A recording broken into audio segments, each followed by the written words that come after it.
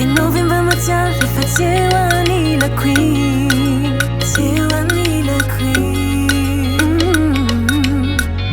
Tsy haiko e, in November matial rehefa naotsika fahiny.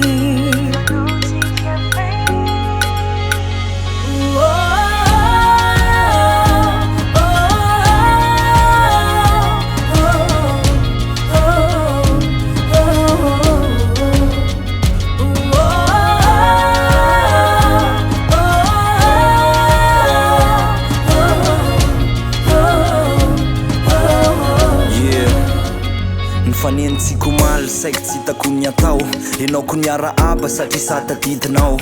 verina tampoky lay fanaotsika fahiny reo voady-tsaina ataoko tsy tanteraka ankehitriny ianao efa nitantana le sombona inao iny nampitondrainao ny anarana niritsika fahiny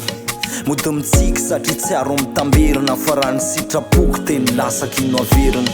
ianao voaloha tsy nampisy ny faroa satria fitiavana tsy maty fa natory tao ampo sarotra amiko ny anavao sarotra amiko ny anadino raha nity hoe mihoatra anao hatramizao loza tsy mino tsy mandatsy na mamory fotamandry rehefa tiany ho atsy-bany tsy afaky ny anao besandry efa teniko kaveriko eto anio hoe ato ampoky ianao raha mbola mangy o lagnitrio. Tsy haiko e, in November matial rehefa tsy eo anila queen, tsy eo anila queen. Tsy haiko e, in November matial rehefa naotsika fahiny, naotsika fahiny.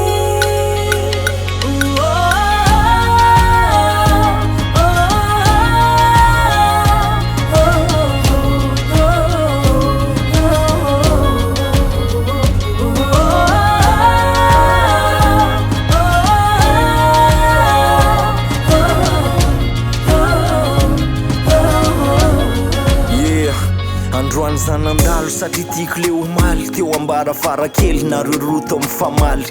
za eto ambany tsy hitanao mipitrapitra mahitanao tomany tsapako hoe mitsiriritra